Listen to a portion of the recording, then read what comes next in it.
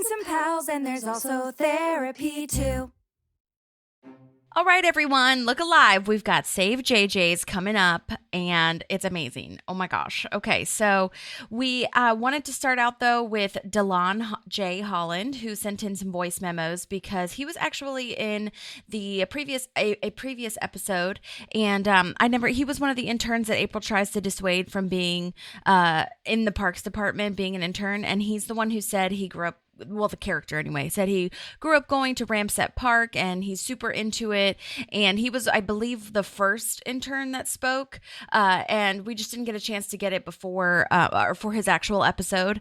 So he sent us in some really cool voice memos and was super happy to do it. So let's go ahead and listen to that first one. Thank you so much for sending in.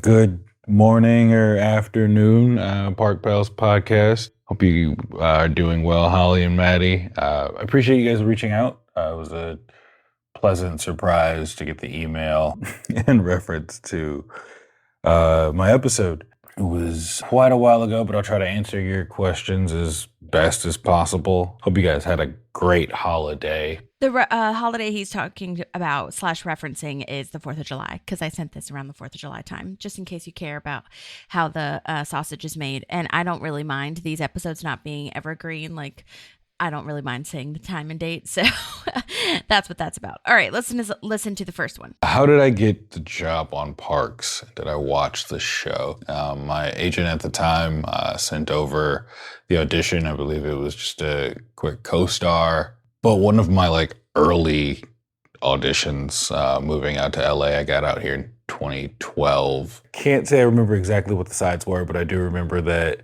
they were different sides than I ended up actually booking on the show. But you know, how things change with episodes and writing and things like that. But yeah, the sides were slightly different than I had. I think when I initially auditioned, there was a second scene, which would have been awesome to do, just to get a little more time on set and soak in that experience. But I booked and was able to honestly get to set and have a great time. But yeah, the sides were different. The initial sides for the audition were different than the actual scene when it came to performance day. I can't say I remember any of the specific details of the sides, but I do remember that there was a second scene for the audition, which I was looking forward to having 2 scenes.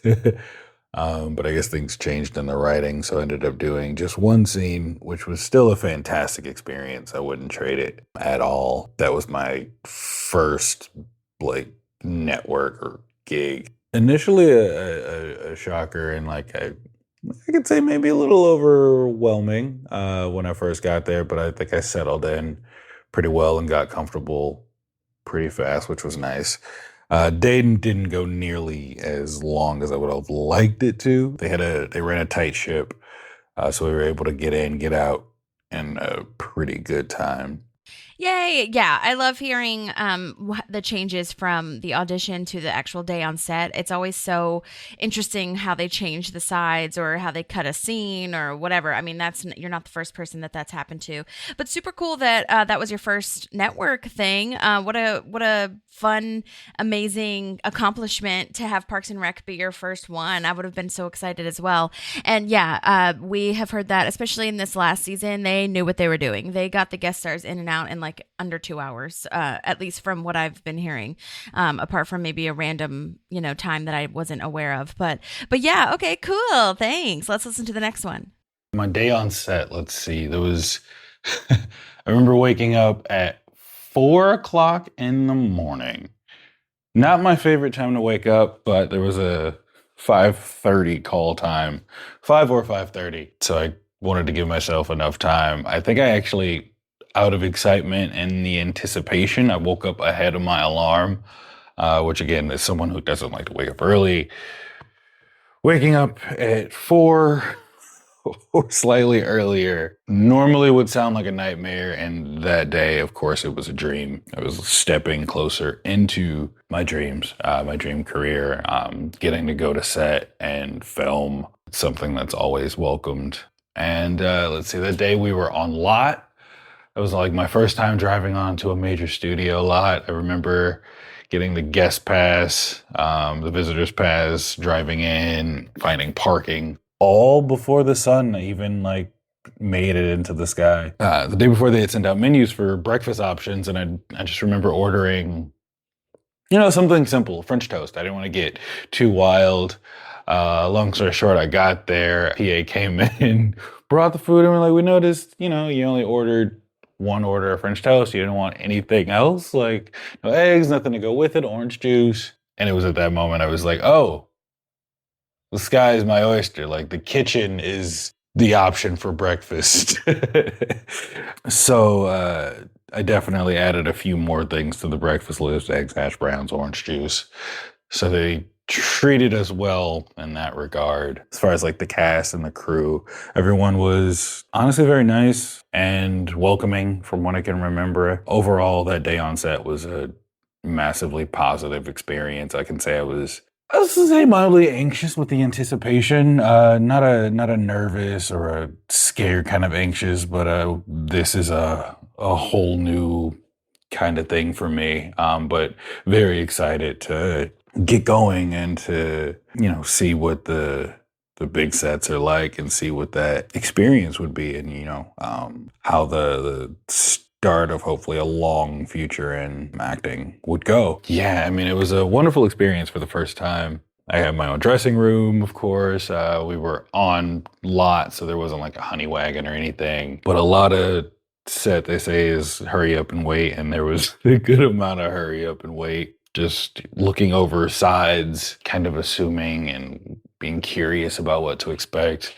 Of course, got transported to hair and makeup, and back to wait a little longer, and then back again for wardrobe, and then back to wait a little longer. It was interesting, like walking through the set and just kind of taking everything in. Amy Poehler, who was directing that episode, super nice, very busy as a director in the director's seat, but very nice and welcoming. We, I think, went over as a group maybe once or twice, and then the tapes got rolling. It was, again, wonderfully positive experience on that set. And then working with Aubrey and the rest of the cast on that scene was very fun and very interesting. Yay, that's so cool. Oh my gosh. Yeah, 4 a.m. I hear is a common call time to get to set. So that's really funny that you had that. And of course, I do that too, where the anxiety just makes you wake up earlier. Oh my gosh, always wake up before the alarm. And the breakfast options, what a fun little tidbit anecdote, because that's funny that, you're like, I'm just going to keep it casual. I know, I would have done the same thing, like toast and eggs the end. You know what I mean? But that's funny that they were like, you can have it all. So that's funny. And yes, I didn't actually say this before, but this was the Gryzzlbox episode. So just in case the listener is listening being like, wait, which episode was it? It was the episode that we just reviewed. Sometimes guest stars come on like a couple episodes after, but it was the Gryzzlbox episode. So yeah, just a heads up. Okay, let's listen to the next one. On a personal note, I do love parks. I do love our national parks, our small parks. I'm a fan of nature. Not a big fan of the bugs, but I love the trees. I love lakes and streams, all that good stuff. Small climbs of like mountains or hills. Similar, but not exactly like Percy. I did grow up near a park, but it wasn't Ramset Park. It was a park called Catalpa. Just super basic, some rolling hills, maybe a local kind of city block across and wide. But I spent a lot of time at that park playing with friends. That one and another nearby park. So getting that line about loving parks it rings true. I would say there's a little bit of me in every character that I play. Just like I think with most actors, but I do share an excitement and a love of parks. I've been to the Sequoias, which was a wonderful experience. I think the more historic, unaffected a park is, the closer it is to its natural state, while still being accommodating, with trails and some bathrooms. I think those are probably the best experiences.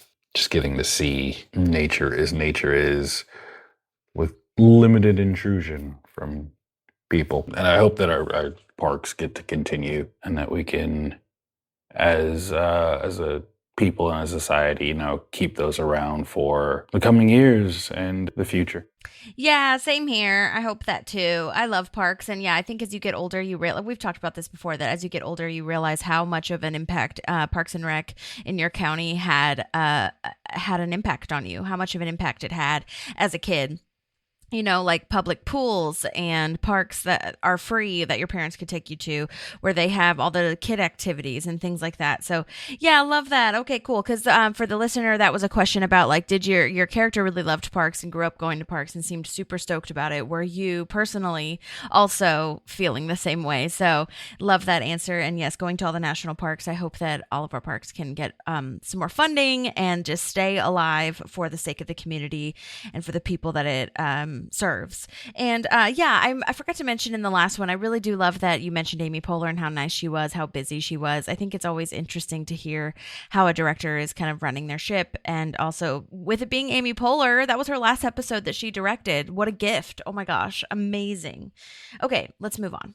One interesting thing, funny thing that that I'll share that happened. I mentioned I hadn't watched the show prior, so I wasn't too familiar with everybody's work or even who they were, like as actors. I knew of them, but not the particulars. So there was a brief moment between shooting the scene where we were over in Crafty and kind of getting food, snacking a bit while they were resetting lights. And Aubrey Plaza comes over and to me and the other co-stars for the episode and kind of just, basic introduction and kind of small talk, shooting the shit. And again, I wasn't really too familiar with the cast and who they were. And so initially caught me for a bit of a loop because I thought she was still kind of in character when she came over to introduce and speak to us. So I'm sure that I gave a confused face for a bit of a moment. But hey, on that set, I wasn't really sure if I should expect improv or if it was something. But it ended up being a genuine hello and a positive experience. But that's one of the, I think at least to me, the funny stories that I sometimes share about my time on that set, albeit how as short as it was. I think we were done within 4 or 5 hours. I want to say I got there at 5 and I think I was leaving set by 10 o'clock. To my disappointment, I wanted all day. They could have kept me for hours and hours and hours, and I would have not complained. But all in all, I mean, it was a fun, positive, enjoyable experience on that set. It's, again, as I said, one that I wouldn't trade. Yeah, Parks and Rec. That's a fun story. I like that a lot. Yeah, because you're right. You never know, especially if you didn't know the show. But maybe even more so if you did, you would wonder if Aubrey Plaza was being genuine or not, or just kind of being her normal deadpan self and joking around, improving, whatever. But that's nice. I have heard that before from everyone in the cast, but I think it's interesting, especially when Aubrey does it, because she does have that kind of demeanor of you're not sure if she's going to be nice or just like how she was in the show, especially in particular, like being mean in that show or, not professional, I guess. So you never know what you're in for. But I have heard that she's very welcoming to the guest stars, and everyone is, which is so sweet because they definitely don't have to do that, but it's nice that they do and that they make everyone feel comfortable and welcomed in, and they say hi and have a conversation. So that's always so nice. Love that. And then the last question was whether Dalon has anything to promote or what we can talk about for him. So let's go ahead and listen to that one. Well, I do pat myself on the back, humbly, of course, for being a really good actor, again, in my humble opinion, as well as a lover and an understander of character, of writing, story. I'm doing some writing on my own right now for some projects that I'd love to develop. But it's a slow burn, and I'm kind of keeping those close to chest. As far as promotion goes, one thing that I've always been really bad at promoting is kind of myself in social media, but I can be found on Instagram under Dalon J Holland. That's Dalon, the letter J, Holland, spelled just like the country. On there, some of the recent stuff that I've gotten the pleasure to work on is a suspense short called Tonight I Believed You, that's been making festival rounds and is now live online to view, as well as another project. I got to do a voiceover audio. Episode 4 was Gotham Royale. That can also be found shared via my Instagram. Both of those projects are from some pretty good friends, and I think they're awesome. If you guys have time, check them out. As far as keeping up with me and the things that I'm doing, I think the best place would be my Instagram page. Do post a sometimes silly thing or two, but it's been a pleasure. Again, thank you for sending those questions over and reaching out and kind of just honestly triggering my brain to core memory unlock on the experience and the time that I did get to spend on the set for Parks and Rec. Yeah, I wish you guys the best of luck with your podcast, and I hope it takes you to all the places you wish. Again, thanks for reaching out. This was fun. Awesome. Thank you so much, Dalon, for sending that. I love hearing all the backstories and BTS. It's so fun. Oh my gosh. So we'll definitely tag him and post him in the show notes and all that kind of stuff so you guys can follow him and make sure that we are keeping up, because yeah, I'd love to see what comes next for him. And yeah, so fun. Oh my gosh. Can't believe that we get to talk to all these people who have been on the show. And that's what I hear a lot from people, that it's a core memory, walk down memory lane that sometimes is forgotten because of, our brain can only hold so much. And then once you're asked about it, it just all comes flooding back and you remember things, or you're asked a question that just triggers something. So it's always so nice to hear the memories. It's one of the best parts of this show. So thank you so much, Dalon. Appreciate it so much. Yay.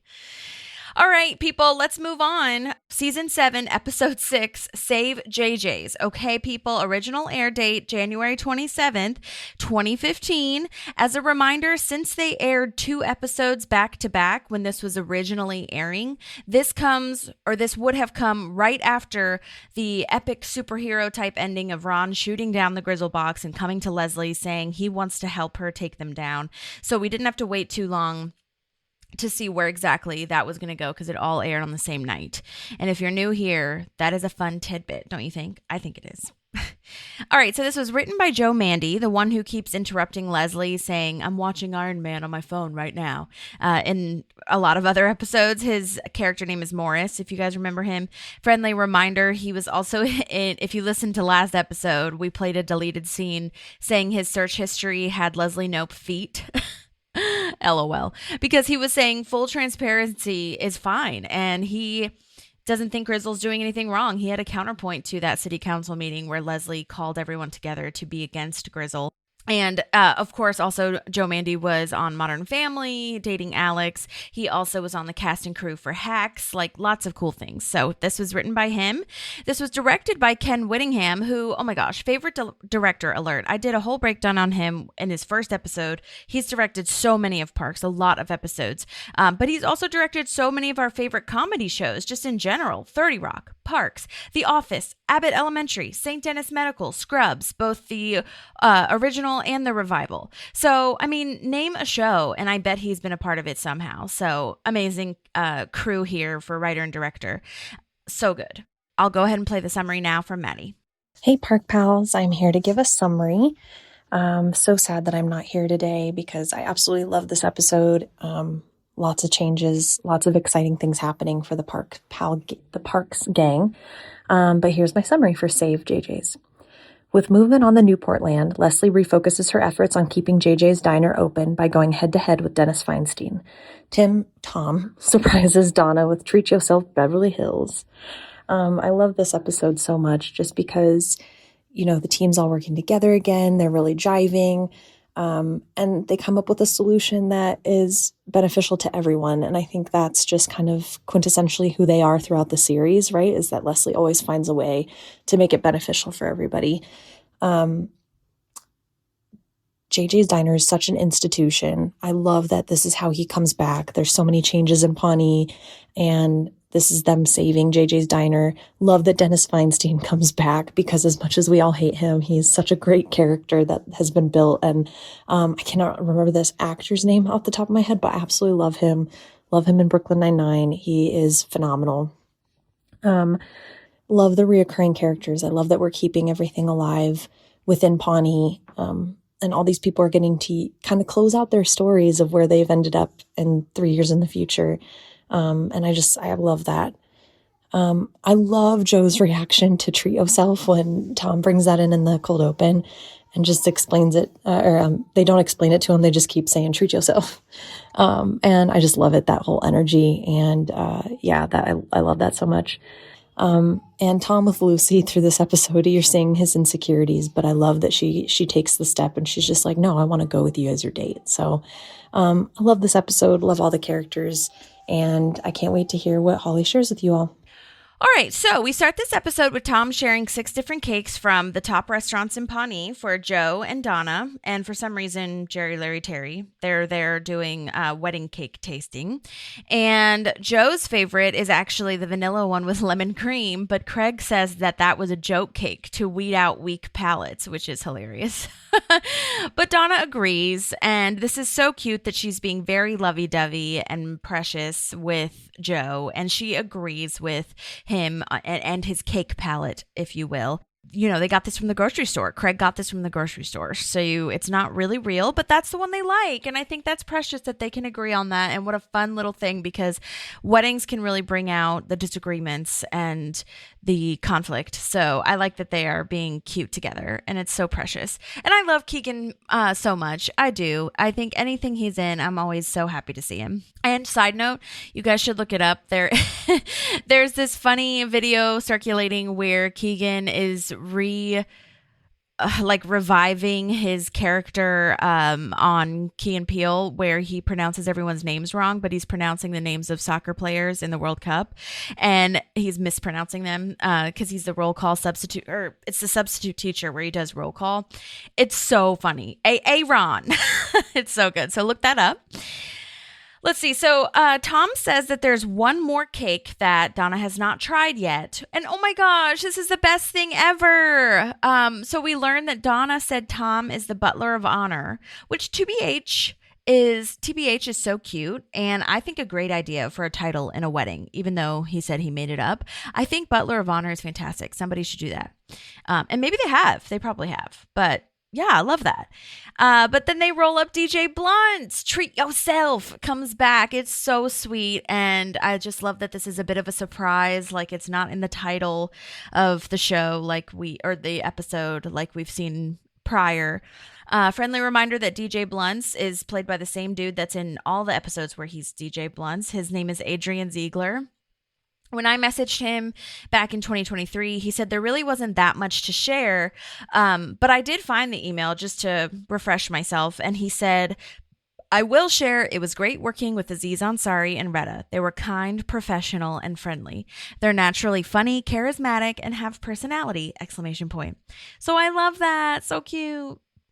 And thank you, Adrian, for sending that email 2 years ago. No, 3 years ago now. Oh my gosh. Wild. Treat Yourself 2017. Love it. So good. Ugh, you guys, I highly recommend a Treat Yourself Day. And it doesn't even have to be that insane like Beverly Hills, but spoiler alert, but it's so fun. I've done it with a friend of mine, and it's just so fun, and making videos about it, and just go out to eat, go to a rooftop bar, get a drink, get a pedicure. I don't know. Maybe it's only one thing. You don't have to do multiple things like they do, but treat yourself whenever you can. Joe is so confused. This is the first time that he's seeing Treat Yourself. He doesn't understand Donna and Tom's dynamic here. So he's like, what the hell is going on?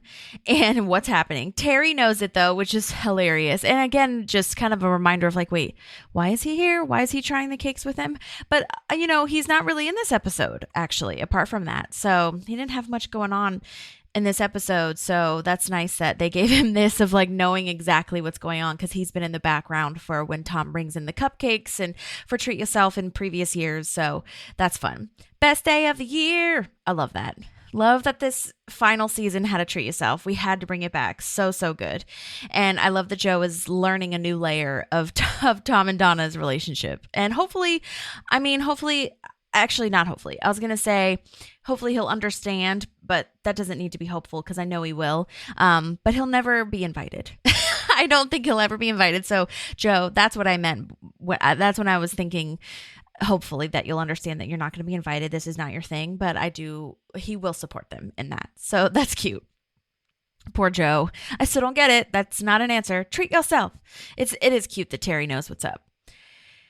So now we're on a show called Trodcast, which is this Larry King type situation. And, but it's funny because, now these podcasts are like these bro podcasts. It's just like so reminiscent of what we're seeing nowadays with, interviews and, that kind of news interview show. I did message Alan McLeod, who he plays. This is the second appearance of Trodcast. He was actually the interviewer in the Wall episode between Pawnee and Eagleton, where they're trying to tear down the wall because they've now joined. And he's the one that when they were doing a city council meeting or a press conference or whatnot, she was like, no, you can go check it. It wasn't a prank. And he was like, yeah, nice try, prank queen. I bet there's bees in there. And it was so funny. I'm butchering that reading of the line, but it was so funny. Anyhow, so he comes back and I asked him if he remembered or had any memories of that day on set, because I still follow him and I'll have to tag him in the show notes as well. But he said, I just remember being so flattered they brought Trod back for the time jump, rather. And now he has a Charlie Rose style talk show.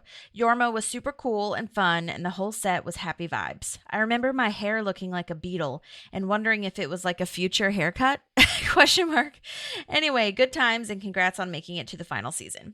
That's so nice. Oh my gosh. That is kind of funny. When you go back and look, it does look like he's like a Paul McCartney haircut. So maybe the beetle hairdo was making a comeback in 2017 when this was based.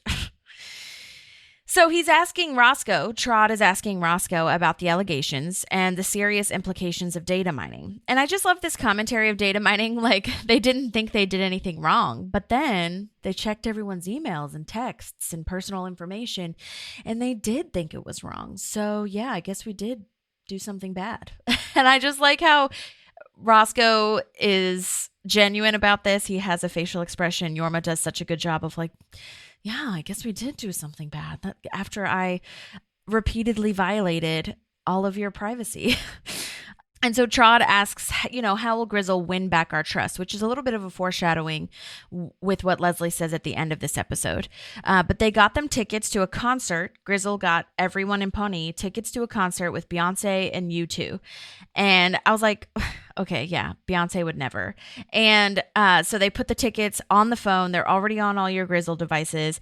And it's so funny because I put this together before I saw IMDb, because you know how I read IMDb for the trivia and things like that, and I do my research and whatnot. But I had written, like, I do wonder if this is a joke about YouTube being on everyone's Apple Music / iPhones without being asked, and then apparently everybody on IMDb definitely noticed that as well. So that is actually hilarious. And I'm sure that was not coincidental, because there's no way to get that song off of your iPhone if that's not what you're into. So now you're going to get to see them live against your will. No shade to YouTube. We do like YouTube. It's just funny. So Leslie is with everyone at this point in her office, and she's saying, wow, this is good because Gryzzl is scrambling. They're vulnerable, and we're going to capitalize on it. And so Parks People's new plan is to ask Gryzzl to split the land. So Gryzzl can have their campus, their little tech moment campus, and the rest, they are going to ask Gryzzl to donate to the national park, which I think is a great compromise and a great plan on the Parks People's part, for good PR, good trust back to the community. Since Gryzzl messed up so bad, they might go for it, and they need good publicity. Then we get the kind of backstory, I guess, or like inside baseball moment where Ron says they are dead set on having the entire parcel. He says, I'm not a spy and I wouldn't claim to be one. He says that on every point. And because Adam Scott, Ben is like, do you have to say that every time? But anyhow, Ron says that they're dead set on having the entire parcel. So he doesn't know if that's going to work. And because they're probably not going to split it. Well, at least in Ron's head. But then Leslie and Ron are back together, and this is so cute. Leslie is just like, it doesn't matter. Something is going to work. She's so positive, so optimistic. Like, something's going to work because when we're together, we can do anything. And this is such a cute bit. Just like Lance Bass and Joey Fatone, we are in sync. But they are not in sync at all because with the head pats and the handshakes and... yeah, they just can't get it together with their little secret handshake moment. But essentially, emotionally, they are in sync, which is true. So everyone gets a notification on their phone, and Newport Trust is making an announcement, which is kind of cool that everyone gets a notification and you can just turn it on. But I mean, I will say we have that for like weather and emergency situations and like news notifications, but we don't always get like a video that is just broadcast to our phones, which honestly I'm kind of grateful for. I feel like that might be a bridge too far, but that's what's happening here. And now I will say you can, obviously like get a link and then go to the news article and then click on the link to watch the video, obviously. And YouTube has that notification system now where if someone that you like is posting something or someone that you subscribe to is posting something, you can figure it out. But yeah, it's interesting that this is just kind of like in your face. But anyhow, apparently, side note, the chime sound that comes up when the Newport Trust is making their notification is identical to the chime sound in the series Shark Tank, which was a show that started in 2009. And I went back and listened to it, and it totally is. It sounds exactly the same. If you watch Shark Tank, this is the time when it gets really tense. It's not the theme song, but it's like when it gets really tense and weird, and they want to kind of give you, that emotional feeling. So I'm just going to play really quickly the Shark Tank chime on Parks and then the Shark Tank chime that's actually on the Shark Tank show. So this is Parks. Huh. Looks like Newport Trust is making an announcement. And then here's the actual Shark Tank. It is literally the same thing. I could not... I mean, it took so long to find that actual Shark Tank thing on YouTube. Sound on YouTube, but no, those are two different things, two different audios. One was I literally held it up to the speakers when I was watching Parks, and one was from Shark Tank. So that's interesting. That's cool. And I don't know if that was like they got permission to do that or what, but that's really fascinating. And it is tense and weird. So anyway, that's a fun little moment. All right, so the announcement from Newport Trust with Jessica Wicks at first gives us hope because she says, we don't want to work with a business that is going to have our privacy taken and, invades our livelihoods. But then they said that Gryzzl upped their offer to $125 million and they took it. And she said she got really horny, and that's why she wants to repeat it. And I'm like, I know this is funny, and she does such a great job. Oh my gosh, Susan Yeagley, who plays this, is freaking fantastic, and it's so funny. But as an audience member, I was like, no, come on, can't we do something? And Jessica Wicks, why? But I mean, $125 million to a greedy woman, there's nothing, you can't fight that, Or can they? So... anyhow, Leslie says her and Ron are the dynamic duo, so they can figure something out. They'll do it. But there's a deleted scene here where Leslie actually explains her friendship name / dynamics with everyone, and I just think it's so cute. I'm going to play it for you. I love this. Wait, I thought we were the dynamic duo. No, babe, you and I, we're the perfect pair. April and I are the gruesome twosome. Andy and I are the random tandem, and Ron and I are the dynamic duo. Oh, and Sandy Bullock and I are the never met sees besties.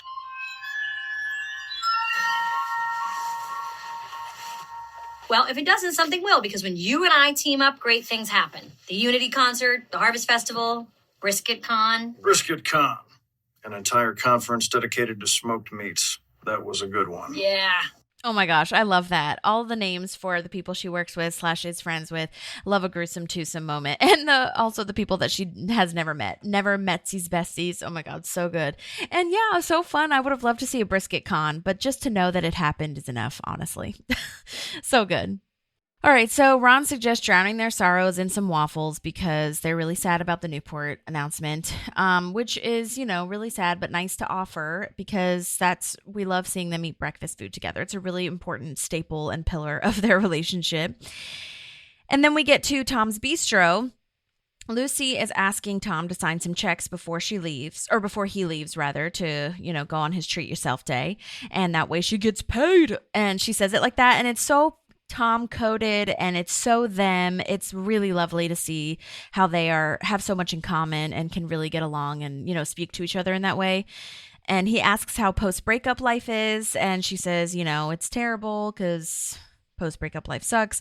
And Donna invites her to the wedding, and Tom just kind of spits out like word vomits before he can even think about it that they should go together to Donna's wedding, and he tries to backtrack saying like, maybe we should just go as coworkers, like literally boss/employee. You know what you should do? You should just come in and do paperwork. Oh gosh, Tom, it's okay, take a deep breath. But and him saying like, I literally couldn't care less, because he's just so nervous and anxious and is trying to make it seem like he doesn't care at all, which obviously never works.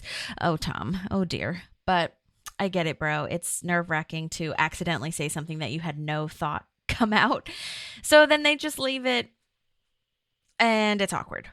But then they get into the limo, and it's even better. It's amazing. I want this so badly. I think it's super fun. When I think I've only been in a limo once in Vegas for a bachelorette, and I would like to go another time when it's just like maybe 2 or 3 people, and it just seems so intimate and fun. Like this Tom and Donna moment just seems so lavish and immense, like expensive, amazing. You know what I mean? So I love that. And then, Donna tries to go back and talk about the disastrous interaction with Lucy and Tom, and Tom is like, no, today's about treating yourself. And this is my favorite Tom thing. Well, maybe not favorite, but one of my things that I always remember about Tom is the things, Donna, things, because that's what he says every treat yourself day. It's not about feelings. It's not about emotions. It's about things, and we're treating ourselves to things. So he doesn't want to talk about it, which again shows how bad he's got it.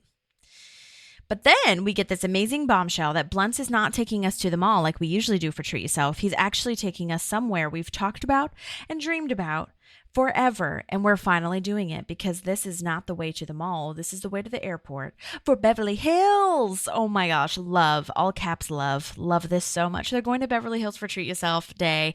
And it is kind of funny too, because they're talking about going to the airport when this was actually filmed in LA. So Beverly Hills is not that far away from them. However, from Studio City / Universal, it could be upwards of 2 hours depending on traffic, but for them it was probably like an hour. So that's amazing. Maybe 45 minutes depending on when they went. You know what I'm saying? So that's kind of cool and ironic and fun. April and everybody is at JJ's now. She's saying that voodoo is still an option to get Gryzzl to bow down to them, or at least compromise with them. And Leslie is telling us, everything's changing in Pawnee. This town is going to be unrecognizable in 10 years. And we learn, sadly, that JJ's is disappearing. She kind of just throws that out there, and we didn't even know that. It was such a, under the table, like off the cuff remark. And I was like, what? JJ's? No. We need to talk about this fully, which we do. That's what the whole episode is about. But it is funny that we just kind of are thrown that in this scene. And she talks about the changes that have been made in Pawnee. She likes some of it. The standard of living is up. They have a pressed juice bar, multiple actually. She says plural, pressed juice bars, yoga, a pet hotel, all those kinds of things. But some of the changes are not so great, or that she doesn't really like. There's too much kale everywhere. Oh, that's so real. That really happened. And you know what? I feel like so many vegetables have a little appearance, have a little comeback at some point. I think cauliflower had their little moment as well. At this point, it was kale. I'm sure it'll be something different next time. It's crazy. Big kale is everywhere. And then she basically cries when she says they offered kale in her milkshake. Like they asked if she wanted kale in her milkshake, which yikes. However, avocado apparently is really good in smoothies. And at first I was like really freaked out about it, but I did have it one time either in a smoothie or something else. I can't remember. And it wasn't that bad, because the taste wasn't like an avocado. It was just like for the creaminess. But still, if that's not what you want, it's an affront to Leslie's sweet tooth. You know what I'm saying? How am I going to put kale in there? But anyhow, so we learned that it's not even really a failure, as Ron says. Ron has a kind of a brief harsh truth / mean moment where he thinks that he failed as a business person, and that's why JJ's is disappearing. And he's saying this to JJ, the business owner, But JJ is saying that the person who bought the property didn't even give him a chance to re-up the lease. So there's no way that he could have even tried to keep this business open. And Leslie said she just needs a win. She uses this as her hill to die on, and she vows to save JJ's. After the Gryzzl loss, she really needs something to hold on to hang her hat on right now. Side note, I do need to mention here that JJ is played by the late, great Brent Briscoe. I did a breakdown on him when JJ first appeared, but as a side note, he was such a great small town diner owner. He played that role so well. And, talking to Leslie, being really comfortable knowing everyone's name and orders and all that kind of stuff. It's just amazing. Also, Brent Briscoe, for me personally, I remember him from the Disney Channel original movie where he's the dad of the merman boy. So silly. 13th year. The 13th year is the movie, and the mom is a mermaid. And yeah, y'all, if you don't know what I'm talking about, you need to go watch all the Disney Channel original movies. Stat, and the 13th year should be in your top 5. Okay. So anyhow, but of course, not most people, but a lot of people, I think more people would know him from his famous work on Twin Peaks. And so he's done so many things. He was also in Brooklyn Nine-Nine. I mean, it's amazing. But well done, JJ. We love. He was in 5 episodes total, and this was his last one. Well done, sir. We salute you. So iconic, JJ. And I will say, I feel like we talked about a couple episodes ago that, well, this whole season really, that a lot of this season is everyone's last episode was Amy Poehler's last time directing. This is JJ/Brent Briscoe's last time being on Parks. I mean, we're really rounding things out, and I'm just really glad that we are bringing back JJ's, because it's been such a staple, such a pillar of this show and of Leslie's work in the town community. So love it. I mean, and this is where a lot of stuff happened. You know what I mean? It's perfect. So anyway, Ben asks who the new landlord is to JJ, because we want to find out if there's any way we can beat him. And Andy says, was it Putin? Voldemort Putin? Yikes. But that is funny. The company name is called Thigh Gap, this new landlord. Owner Dennis Feinstein, the perfume bastard. Oh my gosh, I was wondering when he was going to come back. There was like a couple episodes ago, we were like, where was Feinstein? Why didn't he come in here? Because he's awful. But here he is doing something awful again. So Leslie says they're going to do an old-fashioned public rally, and she asks April to get the word out using whatever it is young people use, which is now, to April, tiny rolled-up scrolls delivered by trained foxes. Yeah, sure, I'll do that. That would be so cute and hilarious. But they're going to have a public rally to save JJ's, and that is the crux of this episode. So Andy thinks it's blimp time because Leslie's like, you thinking what I'm thinking? And this is, a callback to when he said that if we get one blimp and then have another blimp, and he keeps suggesting blimps. But unfortunately, that is not the case for Andy. Leslie says that this is a job for Jonathan Karate. There is a funny scene, deleted scene here, and it's super short, but Ben says he has to break out his CD binder, and I'll just play that. And it goes into Andy talking about his memories of JJ's, and it's really funny. Hang on, I'll play it. It's not just for me this time, I promise. I'll get my CD binder. Gonna need some early REM to rev us up. I had my first waffle, my first omelet, right over there. I lost my virginity in that bathroom over there. Please, Andy, how many times have I asked you not to yell that? Oh, sorry. So much in that 20 seconds. Oh my God. Ben has to get his REM CD so that they can get revved up. And Andy lost his virginity in the JJ's Diner bathroom. And he has continuously yelled it. And to the point where JJ has to remind him all the time to not say that, or yell that. I should be more specific. Oh my God. So good. All right, so then we get Leslie patting Ron's belly because they can't get their handshake right. And so similar to Ron patting Leslie's head, she is patting his belly. And that is their NSYNC moment for this time. I do think it's fun to see this checkout area with the cash register and the pies and stuff. I think that might be the first time we see it. Usually we're just seeing the booths and like the area where the diners are. So this is cool. I like seeing where they check out. So we have this huge rally happening with the waffles. These shirts are great. Save JJ's. Ben's shirt says Karma Police, which I love.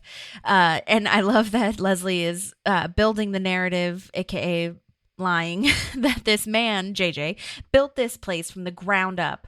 I love JJ / Brent Briscoe's performance here. That's not true. And he has kind of like a nasally high pitched voice that's like very calm and like demure in a way, but not bad, not in a bad way, but you know what I mean? Like very like, that's not like honest, very honest. And that's just not true. I didn't do that. It's called constructing a narrative. Okay. And she is trying to help it. She's doing it for the good. So I guess I'll allow it. Ron speaks now into the megaphone, and he says he doesn't want anything to change. And at least Ron is honest as usual. You know what I mean? He says, I don't like rallies or you guys, but I love JJ's. And that's really the thesis. That's really the bottom line of what's important here. So well done, Ron Swanson. And I like that he signs off like he's writing a letter. As he finishes his speech, he's like, Ron Swanson. So now we're at Dennis Feinstein's office with Jonathan Karate and his ninjas. This is so precious. I've kind of forgot about the kids. That's so cute. Oh my God. And the receptionist here says, I don't see a Jonathan Karate anywhere, like on the appointment books. And this is a really fun writing, like ninja vibes of him being like, exactly. And then he goes, they sneak down and where you can clearly see them as if they've disappeared and now they're invisible. So funny. I love it. And I like the receptionist kind of like peering over the desk like, I mean, you're still in here. But she clearly doesn't do anything, which is hilarious. But this talking head is precious. He becomes Jonathan Karate, as Ross would say on Friends. But he becomes Jonathan Karate when they deal with real issues like bullying, peer pressure, holding in farts. All of those things have the same value.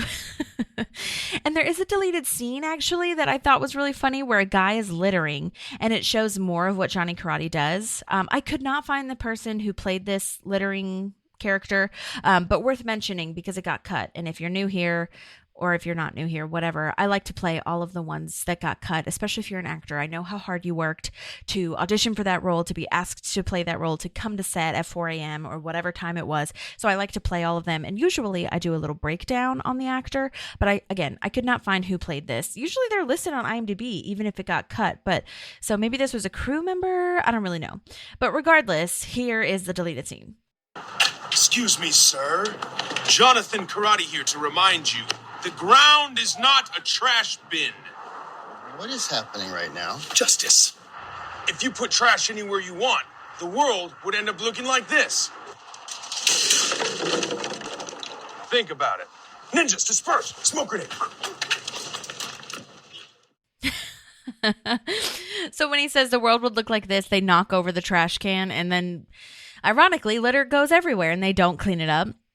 And then he just yells smoke grenade, which I really like as far as imagination goes, that there's just a smoke grenade that explodes and makes them disappear or like makes them have enough time to disappear because the person is so distracted by the smoke grenade. Oh my gosh, it's hard to explain it. I wish I could show you the video, but it's so funny. Anyhow, the receptionist, by the way, at Dennis Feinstein's is played by Darcy Donovan, who's been in a lot of things, looks like. And she's also from Nashville, and she goes back and forth, it sounds like. She was actually in the Nashville TV show, if you're familiar with Hayden Panettiere, and Modern Family, Anchorman, a lot more. So that's cool. Jonathan is the older brother of Johnny, by the way, for Jonathan Karate and Johnny Karate, which, by the way, I don't know that I've ever really clocked that. I feel like I just always thought it was Johnny Karate, but the way he explains it, I was like, oh, they are supposed to be two different people. And I love that they're both named some form of John. You know what I mean? Like the mom named them both Jonathan. Or maybe on their birth certificate, one is Jonathan and one is Johnny. And that's really funny to me. But anyhow, so Dennis Feinstein is gross and I hate him. He's on this virtual reality situation saying, you know, like, baby, that feels amazing. So he's doing some sort of porn situation. Gross, loser, whatever. But he said he has to make it quick, whatever virtual reality thing he's doing, because he has to go pull the plug on his dad in 10 minutes. Ew, hate him so much. And Jason Mantzoukas does a fantastic job of this, and he always has. He has always been such a good Dennis Feinstein. And I love seeing bloopers. You guys, if you haven't seen bloopers of Dennis Feinstein / Jason Mantzoukas with everybody and with Aziz, it's so good. It's so funny because they also improvise a lot, as could be guessed. So yeah, look that up. Or if you have the DVDs, go ahead and get the DVDs and watch them. It's so funny. Anyhow, oh, I was gonna say there's another deleted scene here. They had a lot of Jonathan karate deleted scenes here, and I'll just go ahead and play this. It's actually this might have been improvised, to be honest, but I don't know. So it could have been scripted too. But here it is. Why don't you ask the people gathering outside of your building right now? Do you know what they will say? Us. Us? Who? Why would they? Because the question you asked was who's going to miss one. Sure. You asked the question, who was going to miss. Oh, I get it now. A dumpy diner. See, us came too late. Why don't you ask You should have said the people standing outside. outside of your building? It was right confusing, now. though. You don't have to tell me again. Do you know what they'll say? I get it now. Us. You know what, man? Let's just go look. That's so funny. I just feel like it's such a natural chemistry energy that they have between them. So again, that because it's written / acted so well, it absolutely could have been improvised, but I can neither confirm nor deny that. But it's just so funny. I love that because you said, you know what I mean? Oh my God. Perfect. I love those like crime shows when it always, not crime shows, but the comedy crime genre where it's just everything goes wrong. We see, oh yeah, this is where he's going to turn it into an elbow art salon. Dennis is going to turn JJ's into an elbow art salon, which by the way is a fun foreshadowing to what Tom and Donna do. That's so, oh my gosh, brilliant. And he sees the people outside his building and he seems sincere, but he's totally not saving it. So whatever. But you know, at this point, the audience thinks like, oh wow, maybe he changed his mind. Like this really could be bad for business. Anyway, so the kids leave because the colognes could apparently stunt human growth because Dennis is like, you should really get these kids out of here. Oh my gosh.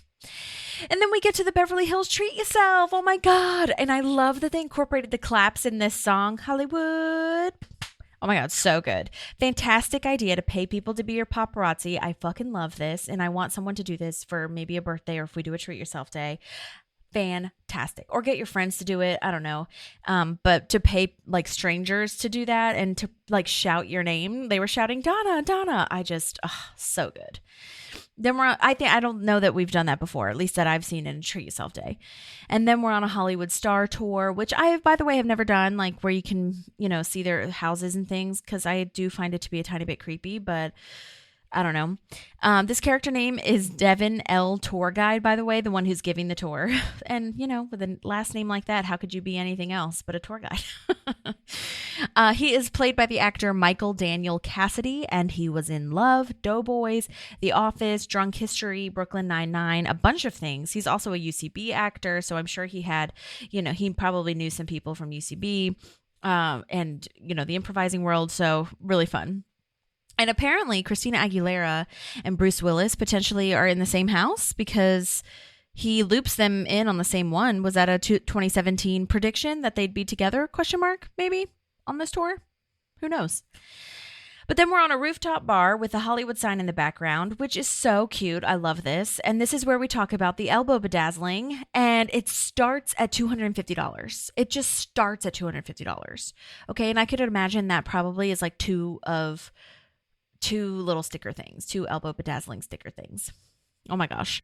Okay, so I've always loved this wardrobe choice, by the way, of this gal who's taking the order for the elbow bedazzling. She's in this bright gold skirt, and like, little, whatever shirt that's showing your stomach. I don't know what that name is. Crop top, I think. Oh my gosh, how awful and old am I to not know what that is? Anyway, I just thought it was so funny and like Hollywood cool, you know what I mean? So funny for the wardrobe. I'm sure if I was the actor, I'd probably be like, oh God, I have to wear this like skin tight thing, but still fun, obviously. So this character name is Trish, as Donna calls her. They are on a first name basis at this point. And she's played by Kamala Jones. And her Instagram says retired actor, quote unquote. So that's amazing for her that she did it. She did the thing. She has a legend as Trish on Parks and Rec and many other things, and I'm really proud of her. She was also in The Office as well, 90210, The Middle, a bunch of other things. So amazing work, Kamala, and I loved her so much as this Hollywood chic person of like that would start at, the LASIK for fingernails, that kind of thing, like matter of factly, like this is how much it is. Do you want it? And Kamala sent us in some voice memos. I'm so excited to hear from her. Okay, let's listen to the first one. This is Kamala Jones on how I booked my part in Parks and Rec. Did I watch the show before I booked it? Yes. And yeah, it was one of the main shows at that time. If you were working in sitcoms, everyone wanted to be on The Office or Parks and Rec. Those were the shows. And the casting offices for those shows are so difficult to even get into because everyone wants to be on the same shows. So, my agent, Christina Price at Worldwide Artist Group, and Holly Shelton, my manager, they got me into the room. And I believe normally when you go on auditions, you walk in and there's like 50 girls that look just like you or are way better. But in this case, I believe the Office of Allison Jones and Dorian Frankel, they're just a lot more selective with who they bring in. And Allison Jones was the original casting director of the pilot. And oftentimes, what a lot of people don't know that aren't in the industry is that the casting directors that cast the original pilot don't always come back to cast the subsequent seasons. The Dorian Frankel actually cast me. I believe Allison Jones, she did The Office. She did all the Judd Apatow movies, and she's done a ton of comedy movies as well. But Dorian Frankel actually cast me. And it was great. I went in there and I don't even remember if there was anyone in the waiting room, which was very, very unusual. Usually there's a lot of people in the waiting rooms. But I went in and she was just like as nice as could be. And it was just she and I, no one else. And that's also different. A lot of times in casting, you have the casting person, then you maybe have producers, and then you have someone running the camera. So usually, it could be like 5 people in there, but it was just her. And she just made me feel super comfortable and relaxed. And we did the scene, and then she just started improvising with me, and I just went along confidently, and I don't even know what I said or what. I just went on. And I was like, yes, and about some guy, and I think that improv, you have to be, obviously, you want to say yes and is kind of the rule of improv. Like if somebody says something, if they're like, oh, a torpedo landed on the moon, you're like, yeah, and, then I ate a sandwich or, whatever it is. But like, you always have to add. You can't say like no and or negate what the other person is saying. You kind of just go and build along that. And so she just started improvising with me, and then we just went along. And then you also have to be confident with what you're saying, even though it doesn't make any sense or it could not even be funny. And you try to not go for like the like the funny thing, because oftentimes like just normal things that come up in improv are like for some reason the funniest. So you try not to go for the joke, but anyway, so yeah, she was great, and it was a really pleasant auditioning experience, which is very rare because usually auditioning, I'm out of the business now, but it used to be a lot. It could be very, very stressful situations, but yeah, I don't actually remember the sides, like the script, but I think it was similar to what we did that day, about the nails and the Lasix for the nails or something. But everyone was trying to get on that show and The Office. And I think at that point, I had already booked and shot a couple of episodes of The Office that I was on. And so I think that helped me get in the door for Parks and Recreation. I was very thankful, but yeah, it was an awesome experience.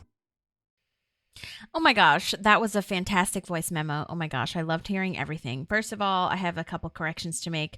Kamala, I said your name wrong, and I'm very sorry about that. Please forgive me. I usually try to listen to these episodes before, but I don't always get a chance to. So, and it's nice sometimes because I like to react to the voice memos as if I'm really having a conversation, kind of, and can, respond. But that's on me and my bad.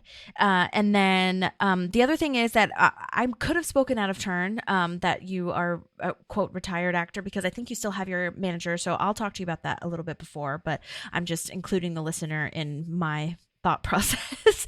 And I'm so glad that you still have your IMDb updated or whatnot, because I'm just so happy to hear these voice memos. Oh my gosh, it's so exciting. First of all, yeah, when you said the waiting room thing, I was like, wait, that's crazy. Because yeah, you're right. There's usually like 2,000 people that look like you, and you're just a little bit not thrown off necessarily, but kind of thrown off because you're like in your head and this is existential, like everyone's wanting the same thing as me and blah, blah, blah.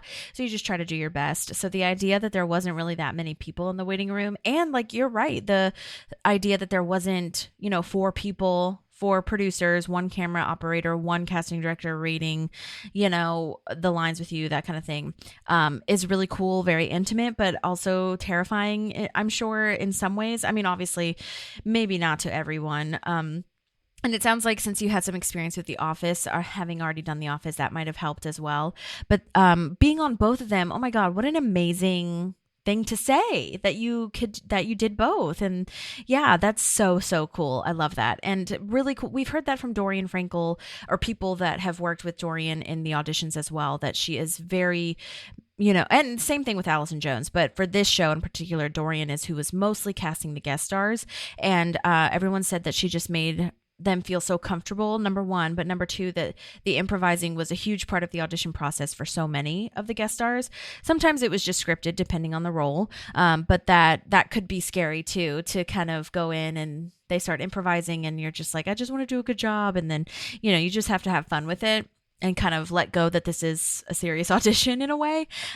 So I love hearing that. And yeah, you're right. The commitment / confidence thing is a huge thing in improv. Like, you have to just go with whatever is being said and just commit to the hilarity, irregularity, all of it. So it sounds like you did a great job because you're here. So that's amazing. And by here, I mean on Parks and Rec, amazing. Oh my God. And you did a great job. So they saw that too. And that's, love that.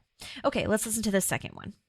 How was my day on set of Parks and Rec? It was amazing because it was at the W Hotel on the rooftop bar, which is amazing.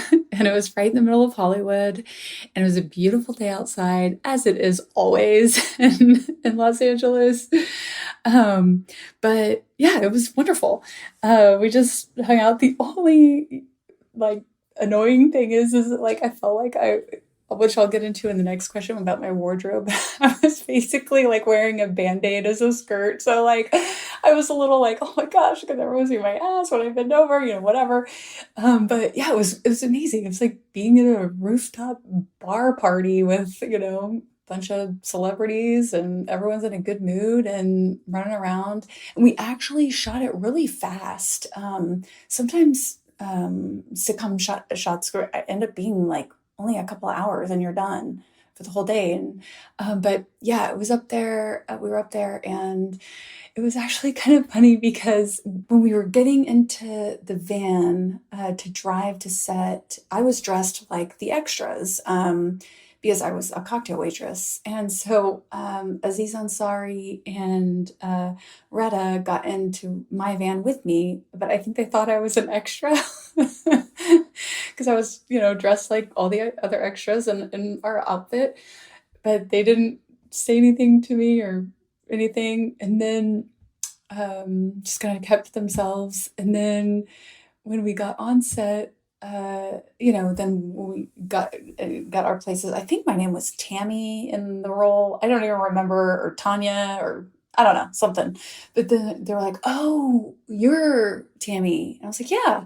And like, "Oh, okay." And then they started kind of being a little bit, more friendly. But what surprised me the most, I mean, they're both extremely talented and very knowledgeable about lots of different things, which makes improv great. But what was surprising to me is that on screen, Aziz Ansari is so animated and fun and like, hey, what's up, everybody? But in person, he's a lot more reserved and shy, almost like has glasses, like very like bookwormy. I don't know. So that shocked me a little bit because he's so reserved.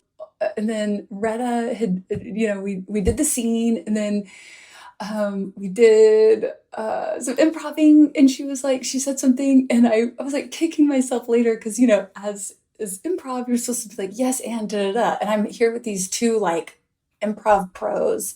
So I'm already a little intimidated. I'm like, oh man, I hope I can live up to like what they can do. And then the first time she improvises with me, I said no, and you're supposed to say yes. And I was like, oh no, that's da da da da. I'm like, dang it. Like the first time this lady, I'm like, oh man. So I don't know. I mean, it was fine, but there was, I was a little intimidated to be around them, but it was working with them. They're great. They're talented, and it was real efficient. I think we did the scene, and they turn around, they do it again from behind, and it went really fast. Everyone was just, the whole mood on set was just fun, easy. Everyone was in a good mood. And it was very efficient. Like everything was done, and then we were out the door. And I was like, oh, that was easy. So yeah, it was a great, easy experience. I really enjoyed working with both of them and everyone on set, actually. Oh, that's so cool. I love that. Oh my gosh. Okay. I have so many things to say. Number one is that I'm pretty sure I had looked up where the hotel was that this was shot, and it had said online it was the Garland Hotel in Los Angeles, which is iconic, famous, kind of like a Spanish villa type of hotel situation. Beautiful. But I wasn't quite sure. And so I looked up pictures of both the W and the Garland as you were talking, and the W does look way more familiar to the scene, and I'm going to trust you instead of the internet at this moment. But yeah, the W does look correct as well because it has the foothills of the Hollywood sign in the back, I believe. So I'm going to say that's right.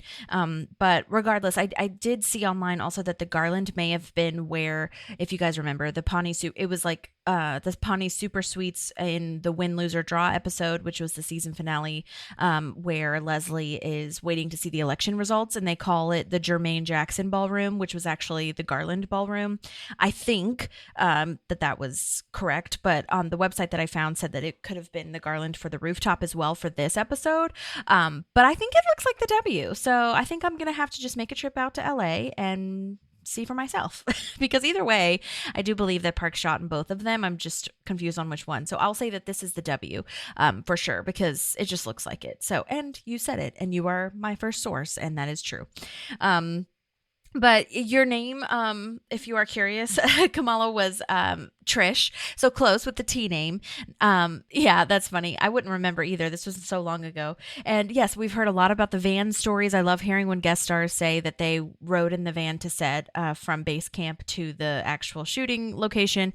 So that's funny. And yes, I've seen that too in interviews that I'm intrigued about. Both of them, I think, have, Donna / Retta may be a little bit more similar to like who her character is. But I agree that Aziz, I think, is a little bit more reserved than he comes off on camera. But he can tap into that so well, which is why people think that he is Tom in real life. But I've seen that in interviews where I'm like, you're like speaking like a professional, grounded human. It's a little off-putting sometimes because you're so familiar with him as Tom.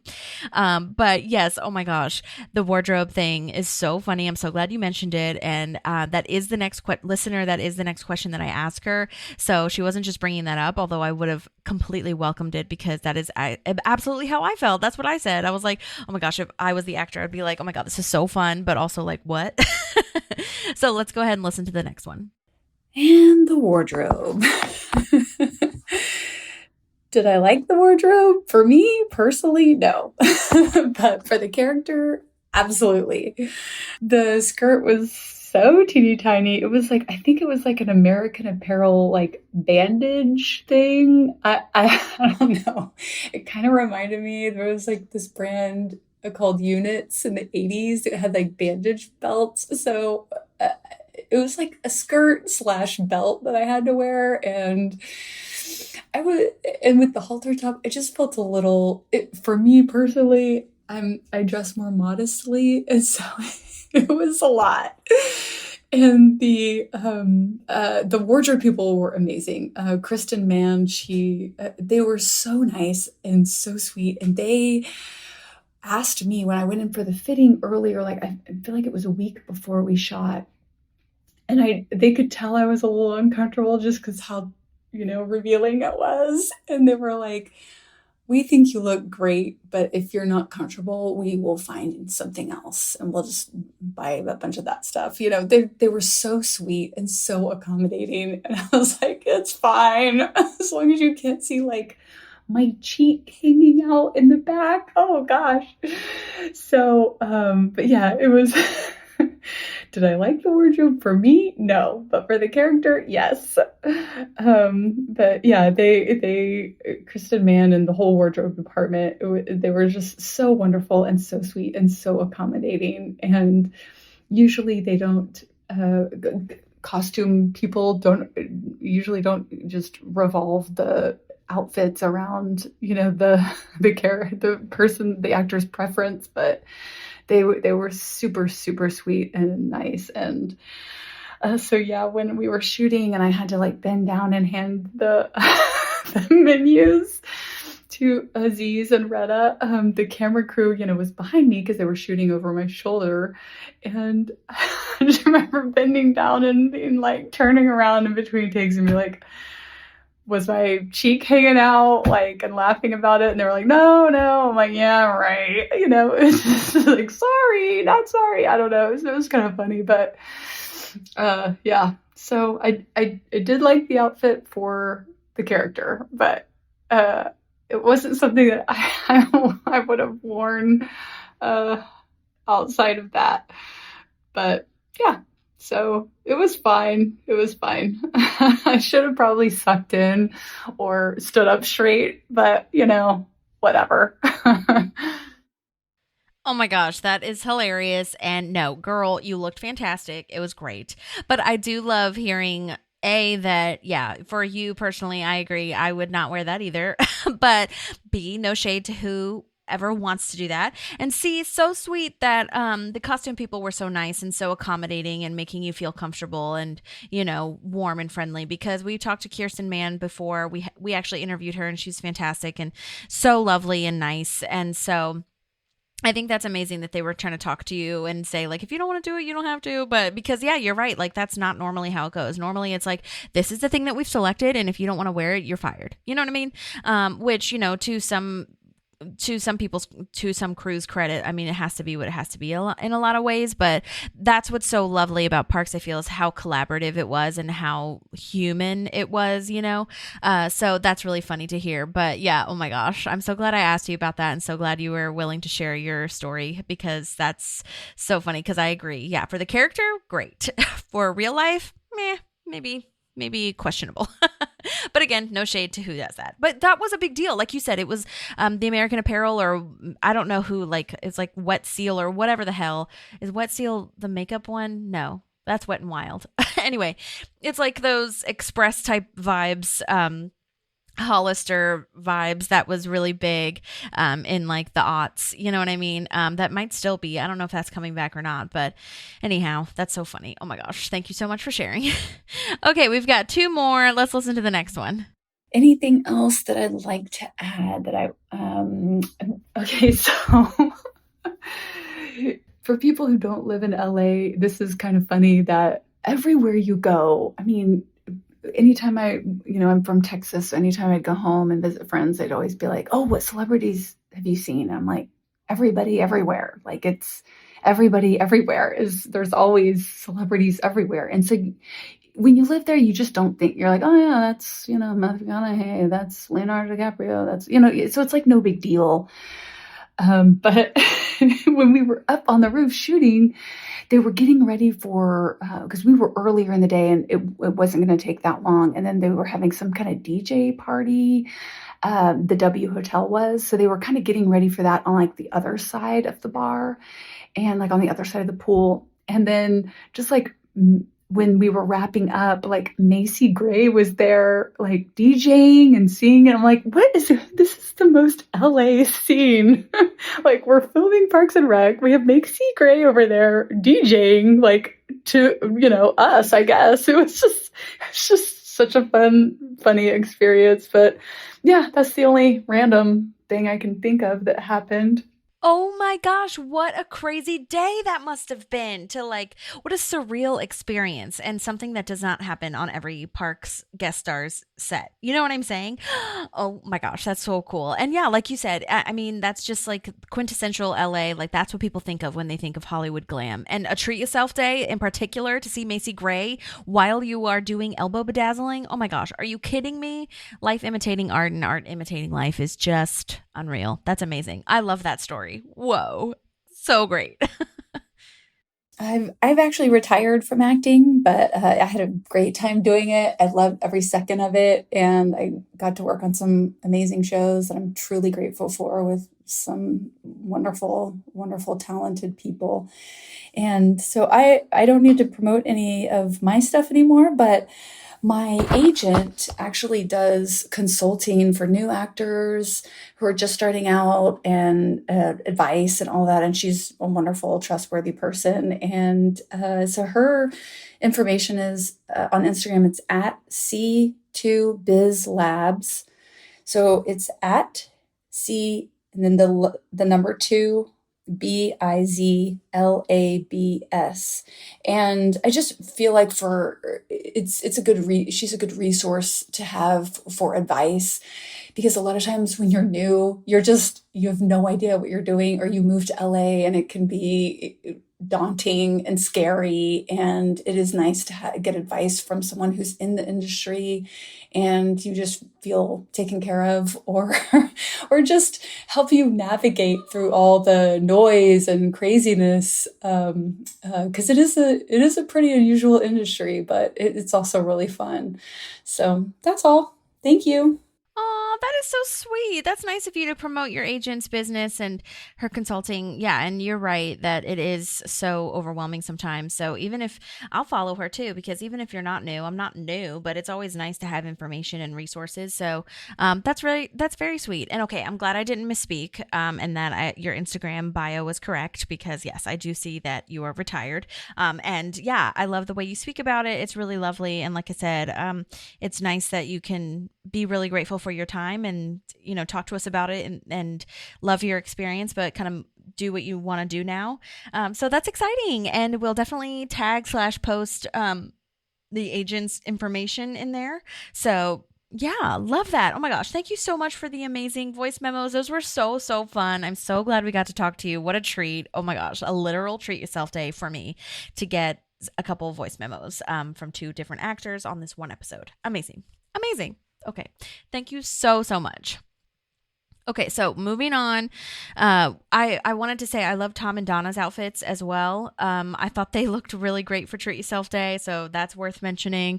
And then $600 for the elbow bedazzling that Donna wants, I think, where she says, I want 2 diamonds and then diamonds all around that. And Trish is like, okay, that would fall under our premium package, starts at $600. And she's like, okay, great, do it. And then the LASIK for fingernails, Tom says he came up with that. I do remember that was one of his business ideas. And Tom is like, yep, okay, go ahead, laser my fingers off or my fingernails off or whatever. And it's for $275. Wild. So that was a fun little moment. That's the end of our rooftop little section. Back at the JJ's rally, Dennis starts to get nice. He comes out, and then he fucks it up, and I hate him because he says JJ can stay. But then he pulls a psych. Like, what a douche to say, like, psychopathic rage-baiting douche. You know what I mean? To say psych. How old are you, sir? Anyway, but again, like I said, great character to get us riled up. And then he says, release the hounds. And it's not actual hounds. It's just an FDA-rejected cologne that makes everything smell like wet dog. Oh, wow. Wow. Side note, according to the internet, when he comes out to announce JJ's is staying, he says, "Whoa, whoa, whoa, stop the clock." Apparently, this is a reference to Howard Stern's head of security and limo driver, Ronnie Mund, who popularized that phrase. So that's fun. They do a couple of Howard Stern's references, if you will. Like when Ben says Baba Booey, that's from Howard Stern as well in the Snake Juice episode, or The Fight, I believe it's technically called. And it's wild that they have that prepared. You know what I mean? Like they're like snipers on the top of the roof, but instead of having guns, they have this security of the Hound perfume. Oh my gosh. Which, I mean, that makes sense. He's not a liked guy. He's a pretty hated guy. So I'm sure he has to have some sort of security. Although they did get in there pretty easily. So it is Pawnee after all. So Leslie says there's no way to keep JJ's where it is. And April has a stroke of genius, a brilliant stroke of genius, and says that JJ's have to stay where it is. Like there's a ton of buildings where her and Andy live, and they're all super cheap because they're empty and also disgusting. Also, why didn't JJ think of that? I wonder. Like, not the April's suggestion necessarily as far as it being in that part of town, because I know JJ has discrepancy or, concern about it being in a bad part of town, but like, why didn't JJ think of getting another building? Was it just too expensive? Maybe ? But he said he wanted to re-up the lease. So I was like, interesting. Maybe he just kind of gave up because he was like, this is the place where it's always been, and this is just the end for me kind of vibe. I don't know. So now we're at a sushi restaurant, and no one says it online. I mean, there are some Reddit threads that say it, but I don't believe that it's been officially confirmed that this is Nobu, the restaurant, the sushi restaurant, but I do believe 100% that it was supposed to be modeled after Nobu, which is a famous, like I said, famous sushi restaurant that a lot of celebrities go to. It's very expensive. It's in Malibu, so I think the Kardashians I think they might have actually made it popular on the Kardashian show, and just it's very, very well known. The biggest, I think it's the largest location is in the Malibu one, but they have other locations throughout LA. And I believe I want to say they have it somewhere else too, like not just in LA, but regardless, it is famous, and I'm pretty positive that's what it's supposed to be modeled after. Super swanky spot, lots of famous people. But the idea that all the fish is made from fish that were previously ordered / owned by celebrities is not real. Well, that I know of. I'm sure, I wouldn't put anything past Hollywood, but as far as we know, that is not a thing. But that is something that they made up, and it's so perfect. It's such a great writing moment here. The waitress comes over to serve the Charlize Theron's yellowtail, Paul Reiser's salmon, and Peter Bogdanovich's saltwater eel. And I thought that was a really funny mix of actors to have. And this actress who plays the waitress was fantastic. And sadly, unfortunately, she actually passed away in 2015. Her name is Jen Oda. Jen for short. Jennifer's her full name. And online, it points to cause of death being gun violence. And, out of respect, I'm not going to mention any other details or anything like that. But she was 31, and she was fantastic. I mean, she was great in this. And I did some research, and she was great in everything. She was in Star Trek. She was also a singer. She played guitar. She looked so happy. She looked really involved with her friends. Everyone posted such nice things about her. She definitely left a legacy, and I'm just so sorry to hear this and know that she's not with us anymore. But we're thinking about her. We are definitely a fan of hers because she was so good and just so sweet and fun to play that role. And I'll be posting some resources as well, because for those of you who don't know, gun violence is a cause that I care deeply about. And I mean, if you've listened to this podcast or you follow me at all, you know that. So yeah, thanks to Jen Oda for playing this wonderful role. And I'm really sad to hear that. Tom is checking his phone every 5 minutes to see if Lucy texted him, and Donna points out that he has it bad and that he's very obsessed with Lucy. And Donna says that she got Tom something, but she didn't buy anything because Tom is like, "You're not supposed to get me anything. I just have a piece of advice," says Donna. But Tom wanted the shoes that Jaden Smith wears in Hitch 2, Son of a Hitch, which, by the way, is not a real thing, although that is brilliant. What a fantastic, again, with these predictions for 2017, I think that before I was watching the show as an analyzer of the podcast, I didn't really take such notice of it, but especially now that I'm making notes and things, I was like, oh my God, this is so hilarious with these predictions. And I think Tom has always been a fan of Hitch and has always talked about like sequels and things for his fave movies. And also just the brilliance of Will Smith was in that movie. And his literal son is Jaden Hitch, and the movie name is Son of a Hitch. Oh my God, I don't know. I just think that's funny, and I like it a lot. I think it's brilliant. Oh my, it's thundering outside. I don't know if you can hear that. Okay, so Donna says you have to be upfront. That's my piece of advice. Tell Lucy how you feel. And Tom says it would be awkward because she works for him. What if she doesn't feel the same way? He's the only one that caught feelings. And, Donna just reaffirms him and says like, yeah, okay, but you'll never know unless you ask. And when it comes to matters of the heart, treat yourself. Treat yourself. Love that. And almost forgot, she did get those shoes from Hitch too. Yay! That's an even better gift. Love that. And those shoes are so Tom. Oh my gosh, the little like slipper things, they're so good. And then Josh Groban. Oh my gosh. All caps, Josh Groban. Love. He had a soft shell crab at some point because that's what he orders. And I love that he was in both The Office and Parks. Like the writers or somebody has to be either friends with him or just be huge fans of him, because I'm not really sure that he auditioned for that. Okay. He was famous by that point. So somebody must have asked him, and that is just so hilarious. I love whenever he's in a TV show or acting. He's so good and so funny, and not what you'd expect from this like very serious operatic type singer. So I love that so much. And I love that Tom says it's that's the most baller thing he's ever seen. Ugh, so good. Oh dear. Okay, so now we're at Beachview Terrace with the abandoned vehicles, the famous raccoons everywhere that we've heard. We haven't heard from the Pawnee raccoons in a while, okay? So it's nice that we're seeing them again. Well, nice is probably a strong word. But Leslie calls this area the sad, broken down armpit of Pawnee. And I love the comment that they tried to clean it up and they sent a street cleaner out to try to clean the streets, but the raccoons ate the wheels right off of it. Wow. Those raccoons are amazing. And I love that they're paid actors. So we learned that Councilman Dexhart represents this district. I love this piece of knowledge here that we learn where he was representing his people. And I also love that we are learning why it's named Beachview Terrace, like when there's literally no beach, because that's kind of what I was curious about when she says it at first, where he was going to clean it up and he had this that was like one of his main things that he ran on his platform to be able to clean this area up, but he just gave it a fancy name instead of actually cleaning it. Such a Dexhart thing to do. Oh my gosh, so good. So this realtor comes in to this building and she says, sorry I'm late, but I thought this was a prank call because they've had this listing forever and no one's ever been interested. 7 years. Wow, that's no good. This is played by Susan Isaacs, by the way, which fun and friendly reminder that she sold Leslie her house, the house that her and Ben are in.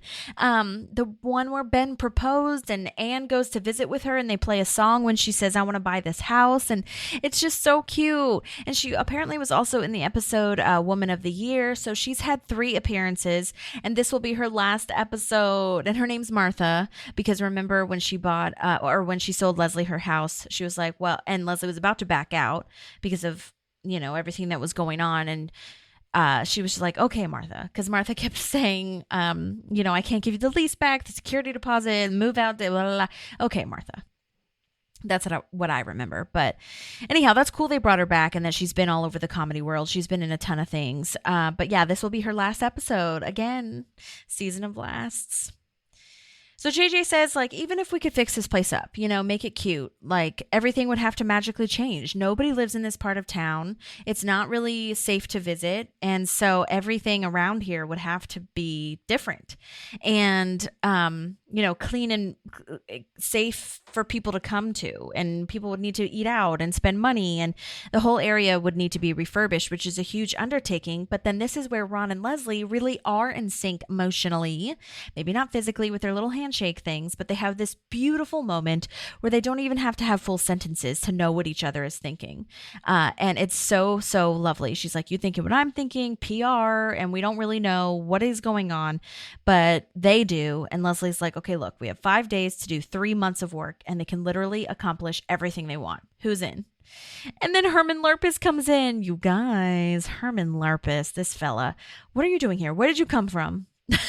Floor hole. I love this bit. They give him this like character knowledge or character thing about him where it's this attribute of Leslie asking where he comes from, and then it's somewhere random and weird but so matter of fact. Like when he comes in, friendly reminder, he comes in to suggest Disneyland, he pronounces it that way, for the Newport land to be sold and make it like a theme park. And he has this drawing that looks like a child did it of all these, Ferris wheels and rides and stuff like that. And she asks how he got in, and he says, broke a window, as if it's totally normal, because it is to him. And so we've got the broke a window, and now he came in through a floor hole. So where else will he appear from next?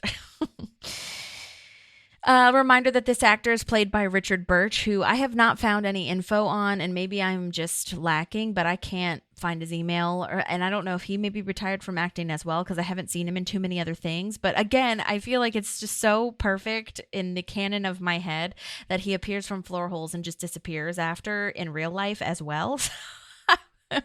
Like, I feel like he appeared to this earth, did his role as Herman Lurpus, and left. And it's just so funny because I would love to talk to him and ask him about his experience. So yes. Anyway, back at Tom's Bistro, Lucy asks how the trip was. Tom shows us his bedazzled elbow, and I gotta say, it's not as cute as I thought it would be. This whole bedazzling elbow thing sounded really kind of like interesting and weird and unnecessary, of course. But I kind of thought of it as like a henna tattoo, or even like a temporary tattoo, that kind of thing. And it looks like you went to like a kid's birthday party and just stuck some stickers on your elbow, which maybe that's what it was supposed to be. Definitely not worth $275. Although maybe they were real. Maybe they're supposed to be like bits and pieces of real diamonds, and that's why it's so expensive. But I doubt it. Anyway, she says things were uneventful, back at home, back at Tom's Bistro, and she brings up Donna's wedding. But before she can even say anything, Tom tells her and takes Donna's advice in saying that he wants Lucy to go with him as his date. And he doesn't want her to feel weird because she's great at her job, and he wants her to work there forever as long as she wants to. And so he transfers all the day-to-day operations to Craig, so there's no conflict of interest, and we could go together and not have any sort of weirdness. But as he's saying it, he backs out, just like he did at the beginning, where it's like, because he's so nervous, where he's like, you know what, never mind, I wasn't even serious, you don't even have to go with me, it's not a big deal, I won't feel weird if you don't say yes, I'm not even like, it's not even true, it doesn't matter because you've been hoaxed. And I do feel like he could have waited to sign that paper until after she agreed or disagreed, but I do understand it was a good faith action, so I understand. But I do kind of maybe feel like, since she said yes, which I buried the lead there, she says yes, she wants to go as his date. She was going to say that before he even had his little spiel. So that's a lovely little moment there. But I still feel like maybe they should just sign that paper, ? I mean, because it is technically still a conflict of interest. However, this is the restaurant business, and dude, everyone dates / does everybody. So maybe it doesn't matter as much. If it was like a corporate thing, maybe it would matter more, like signing a release, if you will, or some sort of like acknowledgement ?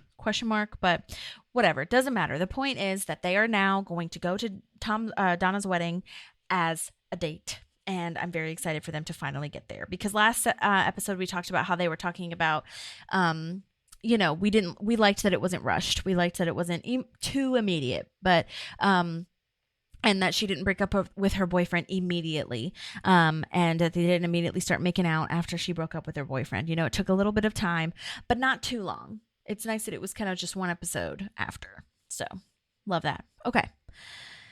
Let's see here. Okay, it's 5 days later. Roscoe is meeting with the parks people in Beachview Terrace area. LOL at that name. Which, side note, it is kind of sad to not see Tom and Donna there, because it's all the parks people except for them. But I get it. They have their own thing now, and it's the right thing on the writer's end. But it's still weird to me. I'm not used to it. Anyhow, so it's 4:13. So Roscoe says you have 7 minutes. And if you get that joke, there you go. I'm not going to explain it. So they say they just bought the land for their campus. So why would it be here? It's not here. And Ron is like, you'll spend even more, though, for plumbing, electrical, constructing the campus. But this place already has all that. It just needs a little fixing. And this is where they're suggesting that Roscoe / Grizzle buys this area and fixes up this land and does everything for the town. Ben gives them a complete proposal, which is crazy. That is like a lot of work to have a complete proposal in 5 days for this massive undertaking. And then Roscoe, I've always loved this line when Roscoe's like, is this paper? Super throwback. Like he doesn't use paper at all. At all? That's really funny. But also not completely, misunderstandable. Yeah. And not completely out of left field because we don't really use paper that often, but the idea that he doesn't use it at all is really funny to me because it's probably true. So anyhow, this could be a bigger campus, says Ben. The campus comes pre-graffitied, says April. And he says they wouldn't have to hire Banksy, which is so funny. I'm sure they're spending lots of money on Banksy because he is actually a famous graffiti artist, if you didn't know. He's very talented, has galleries in quite a few cities. So look him up. If you might be in a city that has a gallery of his and you can take a look. So anyhow, but all that to say that he is expensive, so they would be spending more money on that. And this one already comes pre-graffitied. And Roscoe is like, well, what are we supposed to do with that forest, or like that we already bought / paid the Newport people for? Or in his words, they spent hella skrilla on this trill forest.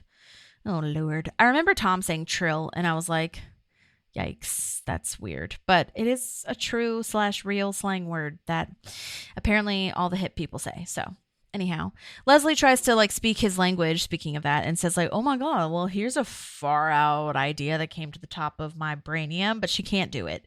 She can't make it through speaking like that. So she says, donate it to the national parks, donate that forest that you already bought from the Newport land to the national parks, get some tax breaks. And you need to build trust with the city. And he's like, well, we could build the land here and sell the land we already got. And Ron is like, yeah, you could, but this would help with your PR, like Leslie had talked about, which you desperately need. And Leslie is right. You do have to earn the people's trust. You have to invest here. You have to invest in the people.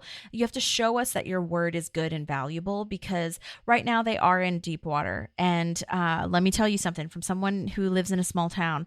If you fuck up, you don't repay the townspeople, we will remember it. And it's not just small towns, but in particular small towns, I think people care about this. And this is the way to do it. This is the way to build the trust with the town, make your word mean something, have it be valuable, have the economy grow, have people actually believe in you. It's really important. And it doesn't seem like it, but it is. And Roscoe's like, okay, well, I'll think about it. I'll take it to the board, the legal senior advisory team. And it's so funny because you start to think like, oh my gosh, Gryzzl's actually way more professional than I thought. They have all of these, professional boards in place and people that are on an advisory team and consulting and things like that. Like what? But then he says they're shrooming hard at Coachella. So they're doing drugs. Well, you can have it both ways, ? I don't know. Can you? Maybe. So once they get back from shrooming, they will get into it. They'll talk to it. So then we've got the song Hits from a Bong coming on his Gryzzl watch. And now it's 4:20, so he's got to bounce. Andy has a meeting apparently as well, so he leaves. And it's TP time at Dennis Feinstein's office. Yes, Jonathan Karate, one way or another, he always gets his man. And do keep in mind that he did suggest TPing the office before. It's so funny. This is okay. So I think this is why they cut the first deleted scene that I talked about, where, it's like he says us and it seemed like it was improvised, and they're just kind of bantering back and forth. This is the part I think that they kept in, which I'm glad that they did, where one of the ninjas disappears and we lost a buddy. We lost Gavin. Who was Gavin's buddy? Why do we even have a buddy system, you guys? You need to tell me if Gavin is pooping, okay? And it's so hilarious. And honestly, it just shows what a good dad Andy would be, but also what a messed up / chaotic time, but also super fun that he would be as a dad. And he's like, oh, Dennis, what a mess, because it's not even Gavin that's missing, and Andy was the buddy for the person that's missing, like for Hunter, Gavin, Caleb, whoever the hell it was. It's so funny. But I don't know if they did this on purpose, but this is Andy talking when he asks where Gavin is, not Johnny Karate. And this is a lot like when the kid got lost at City Hall. And April points out that Johnny Karate actually made the kid feel very scared and made him uncomfortable, whereas Andy is the one who comforted him and was the one who showed him the way, made him feel safe, found his mom and things like that. And I really like that he's not in character here when he is talking about like, let's find the person who was the buddy, when he's trying to be a helpful adult. You know what I'm saying? So I really love that. And I thought that was worth mentioning because, like I said, I think as a dad, we'll see little pieces of that character in him. So back at Very Good Building, which is, Ron's business, Leslie says, this might not work. They're drinking whiskey again, reminiscent of their Leslie and Ron times 2 episodes ago. And when they were making up, and Ron is like, no, don't worry. It will work. It's going to work. And at first you're like, you said that it might not work. At the beginning of the episode, you were not on board with this. It might not work. So you're like, why are you being so optimistic? And it's because it's been a week and they haven't heard anything. And then we learn that, well, because Leslie says, how do you know? Why are you so optimistic? And he's like, well, they called 3 hours ago and approved the plan. But first he says that, like you said, we can do anything when we're together. But 3 hours, that's way too much to let someone stew on this. Like he should have told her immediately, or at least within the first hour, not 3 hours. Oh my God. But I love this moment though. It is very cute when she's like, you jerk, we did it. You jerk, we did it. And she just can't decide which one she wants to land on because they're both equally true. And she hugs him and he doesn't approve, but she doesn't care. And I think that's a really special way to end the episode of them, the dynamic duo, getting it together, getting it done. And yes, it's just very optimistic, very exciting that this was the plan that they had to get them to not only come together, because we've gotten to, endings to the questions that we had of like, are Ron and Leslie going to be friends again? And B, how is this Newport land going to work out? Because she's literally going up against millions of dollars versus $0. And so I say this every time, but this season is truly so brilliant from the writers and from the directors, and the actors as well. But the way that the writers really wrapped this up and made us believe in this team is so astounding and so beautiful. And as an audience member, it's so rewarding because they really did a good job of making us question what was going to happen and then giving us that relief, that belief that we know and love from these characters, that when they work together, when they pull through, they can really do anything. It's truly beautiful. And I know that sounds really cheesy, and I don't care because it's true. And that's what good television can do for us, is make us believe in something. And I think that they ended this episode so well. And to save JJ's, in addition to saving the Parks land, and also compromising. I mean, it's so nice. And I know that it's fictional, but to see a win in the government is just beautiful. And I don't know. I like it. I like seeing it. I like hearing it. I like watching it. And I know it's a fake land, but it could be real. And I'm going to keep hoping for that. So anyway, thank you guys so much for listening. Thank you to Dalon. Thank you to Kamala, I'm sorry. Ugh, I'm the worst. I'm not going to edit that out because I need to edit myself. Okay. Anyway, thank you again so much. We are moving right along. Please don't forget to rate, review, subscribe. Hopefully Maddie will be back with us next week. Let me know if you have any questions or anyone else you'd like to talk to. And, yeah, let's keep it going. Thank you so much and hope you have a good rest of your July. Can't believe it's almost the end of the summer, but we'll see you for the next one. Thanks, everyone. Bye. There's a park and some pals, and there's also therapy too.